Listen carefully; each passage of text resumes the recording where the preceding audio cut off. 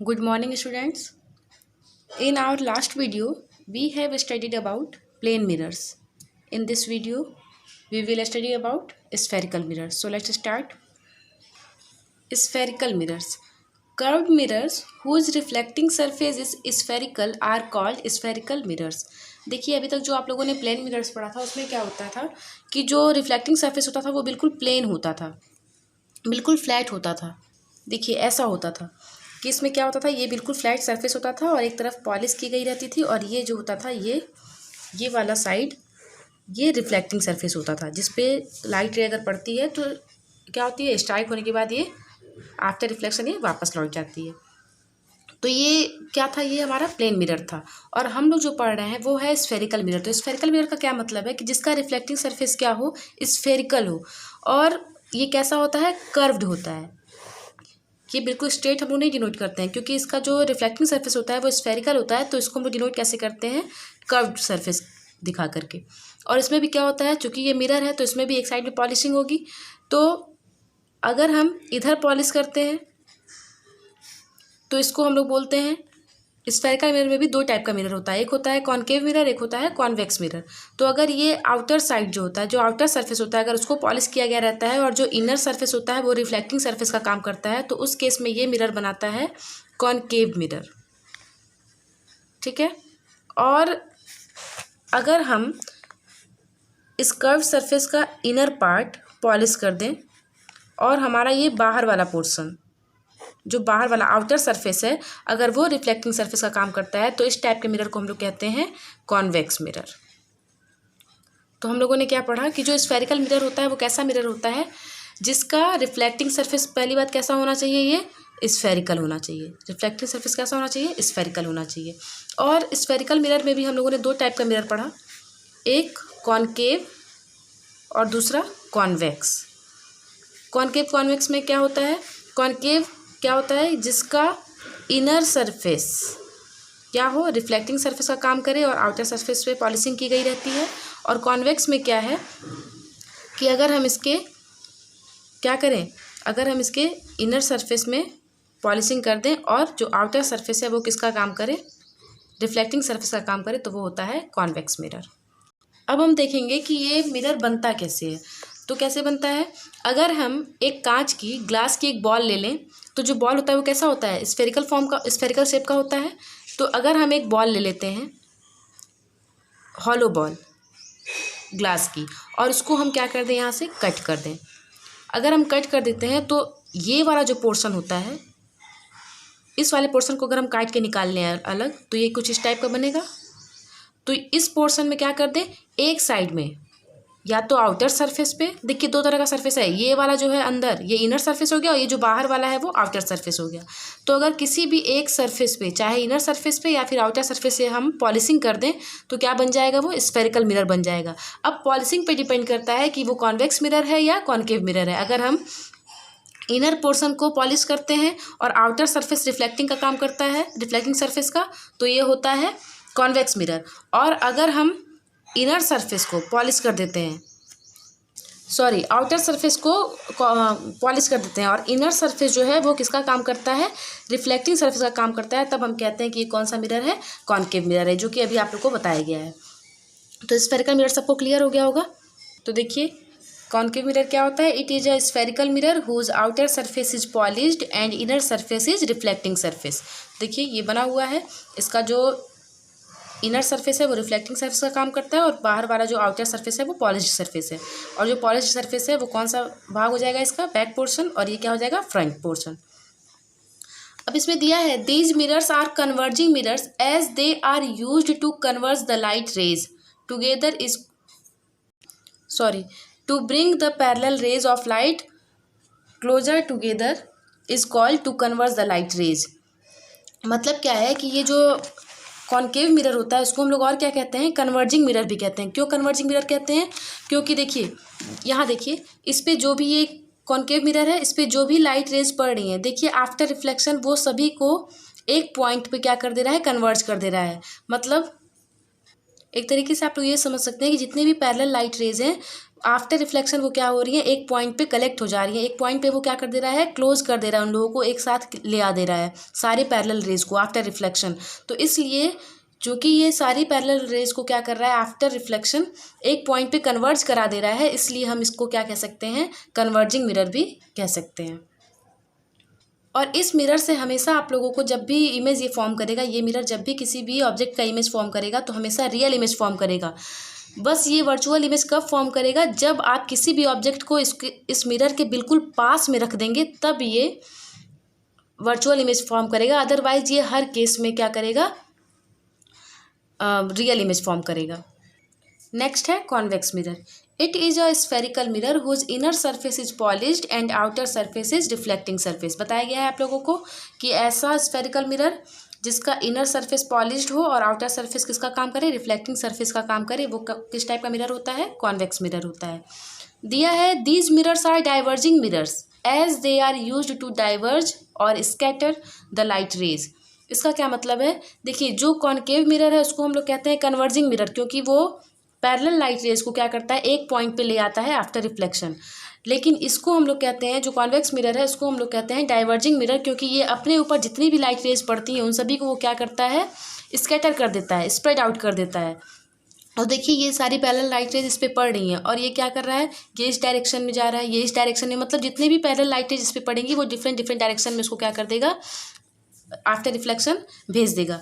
इसका मतलब कि ये स्कैटर कर दे रहा है लाइट रेज को आफ्टर रिफ्लेक्शन, इसलिए इसको हम क्या कहेंगे कि ये डाइवर्जिंग मिरर भी हो सकता है, क्योंकि ये क्या कर रहा है, लाइट रेज को डाइवर्ज कर रहा है या स्कैटर कर दे रहा है। अब कुछ डिफिनेशंस देख लेते हैं हम लोग मिरर से रिलेटेड। देखिए अगर हम एक स्फेरिकल मिरर लें, देखिए किस टाइप का मिरर होगा, इसमें आउटर सरफेस पॉलिश्ड है और इनर सरफेस का काम करेगा, ये काम करेगा रिफ्लेक्टिंग सरफेस का। तो ये किस टाइप का मिरर है, कॉनकेव मिरर।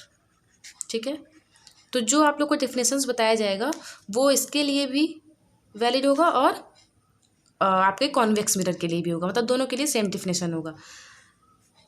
बस देखिए इसमें फर्स्ट डिफिनेशन जैसे है पोल, पोल क्या होता है, तो जो ये स्फेरिकल मिरर होता है इसका जो सेंटर होता है उसको हम लोग कहते हैं पोल, जिसको हम लोग डिनोट करते हैं पी से। इसके बाद आता है centre of curvature. Centre of curvature देखिए क्या होता है, अब देखिए ये जो स्फेरिकल मिरर है ये किसी ना किसी गोले का पार्ट रहा होगा, किसी ना किसी स्फीयर का पार्ट रहा होगा, तभी तो हम लोग कट किए हैं, एक हॉलो ग्लास बॉल में से इसको हम लोग कट किए हैं। तो ये जिसका भी पार्ट रहा होगा उसका उस गोले का एक सेंटर रहा होगा, तो उसी सेंटर को, इसको हम लोग डिनोट करते हैं सी से, उसी सेंटर को हम लोग कहते हैं centre of curvature of the spherical mirror. ये हो गया। अब इसके बाद radius of curvature. Radius of curvature क्या होता है, सी और पी के बीच का डिस्टेंस, मतलब पोल और सेंटर ऑफ कर्वेचर के बीच का जो डिस्टेंस है उसको हम लोग कहते हैं रेडियस ऑफ कर्वेचर, और इसको डिनोट करते हैं हम लोग कैपिटल आर से। इसके बाद आता है प्रिंसिपल एक्सिस। प्रिंसिपल एक्सिस क्या होता है, ऐसी स्ट्रेट लाइन जो किससे होते हुए जाती हो, सेंटर ऑफ कर्वेचर और पोल से होते हुए जाती हो, इस स्ट्रेट लाइन को हम लोग कहते हैं प्रिंसिपल एक्सिस। तो हम लोगों ने क्या क्या पढ़ा, स्फेरिकल मिरर का जो सेंटर होता है उसको हम लोग क्या कहते हैं, पोल कहते हैं, और उसके बाद हम लोगों ने पढ़ा centre of curvature. Centre of curvature, centre of curvature क्या होता है, ये स्फेरिकल मिरर जिस गोले का पार्ट होता है, जिस स्फीयर का पार्ट होता है, उसका जो सेंटर होता है वो कहलाता है centre of curvature of the spherical mirror. अब इसके बाद थर्ड हम लोगों ने क्या पढ़ा, radius of curvature. Radius of curvature, radius of curvature क्या होता है, पी और सी के बीच का जो डिस्टेंस होता है उसको हम लोग कहते हैं रेडियस ऑफ कर्वेचर, उसको डिनोट किससे किया जाता है, कैपिटल आर से। इसके बाद हम लोगों ने पढ़ा principal axis. Principal axis, principal axis क्या होता है, ऐसी स्ट्रेट लाइन जो सी और पी मतलब सेंटर ऑफ कर्वेचर और पोल से होती हुई जाती है, उसको हम लोग कहते हैं प्रिंसिपल एक्सिस। अब हम लोग पढ़ेंगे प्रिंसिपल फोकस। हमारा नेक्स्ट डेफिनेशन क्या है, प्रिंसिपल फोकस। तो देखिए पहले पढ़ते हैं कॉनकेव मिरर में प्रिंसिपल फोकस क्या होता है? कॉनकेव मिरर में प्रिंसिपल फोकस क्या होता है? अगर एक कॉनकेव मिरर हम लेते हैं, ठीक है, और ये क्या है, इसका प्रिंसिपल एक्सिस है, ये पोल है। अब क्या होगा, मान लीजिए अगर इस पे पैरेलल लाइट रेज आ रही हैं और ये parallel light rays after reflection क्या हो रही हैं, एक पॉइंट से होके जा रही हैं। बताया गया था आप लोगों को कि ये इस तरह का इसका नेचर होता है कि ये पैरेलल लाइट रेज को क्या करता है, एक पॉइंट पे कन्वर्ज करता है। तो जिस पॉइंट पे ये कन्वर्ज करता है आफ्टर रिफ्लेक्शन, वो क्या होता है, इसी पॉइंट को हम लोग कहते हैं प्रिंसिपल फोकस। इसी पॉइंट को हम लोग कहते हैं principal focus of concave mirror. और एक्चुअल में लाइट रेज यहाँ मीट कर रही हैं, इसलिए इस जो प्रिंसिपल फोकस होता है कॉनकेव मिरर का, वो क्या होता है, रियल होता है। और प्रिंसिपल फोकस को किससे डिनोट करते हैं, कैपिटल एफ से।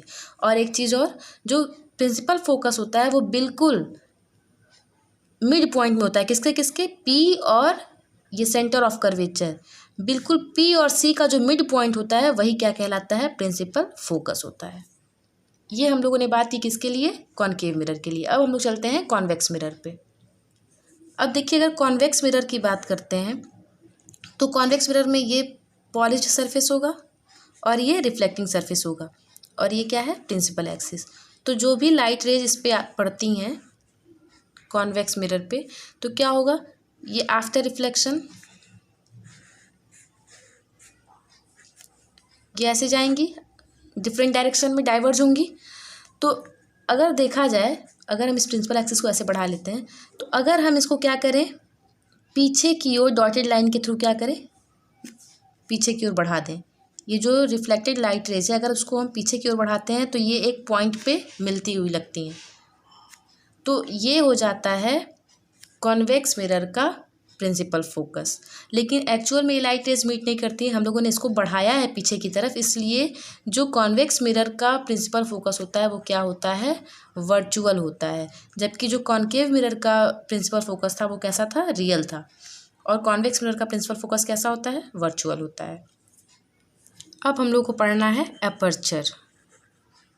ये क्या होता है, तो देखिए, अगर कोई भी मिरर ले लें, जैसे ये कॉन्वेक्स मिरर ही ले लें, इसको हम एम मान लें, इसको हम एम डैश मान लें, तो ये जो लेंथ होगी ना एम एम डैश, वही कहलाता है अपर्चर। मतलब होता क्या है, diameter of the reflecting surface of spherical mirror is called its aperture. अब एक और डिफिनेशन रह गया, फोकल लेंथ। फोकल लेंथ होता क्या है, देखिए यहाँ बिल्कुल मिड में क्या होगा, प्रिंसिपल फोकस होगा। तो पोल से प्रिंसिपल फोकस के बीच का जो डिस्टेंस होता है, ये डिस्टेंस, ये होता है फोकल लेंथ, जिसको हम लोग डिनोट करते हैं स्मॉल एफ से। इसको हम लोग किससे डिनोट करते हैं, स्मॉल एफ से। और हम लोगों ने अभी पढ़ा था कि ये यहाँ से पी और सी के बीच की जो डिस्टेंस होती है उसको हम लोग कहते हैं रेडियस ऑफ कर्वेचर, और इसको हम लोग डिनोट करते हैं कैपिटल आर से। कैपिटल आर और एफ में क्या रिलेशन होता है कि जो स्मॉल एफ होता है वो कैपिटल आर का हाफ होता है। तो मतलब the focal length of a spherical mirror is equal to half of its radius of curvature. ये पूरा डिस्टेंस कैपिटल आर है, ये डिस्टेंस स्मॉल एफ कहलाता है, और दोनों में रिलेशन क्या होता है, small F is equal to R upon 2। तो आज हम लोग इतना ही पढ़ेंगे, इसके आगे हम लोग नेक्स्ट वीडियो में डिस्कस करेंगे।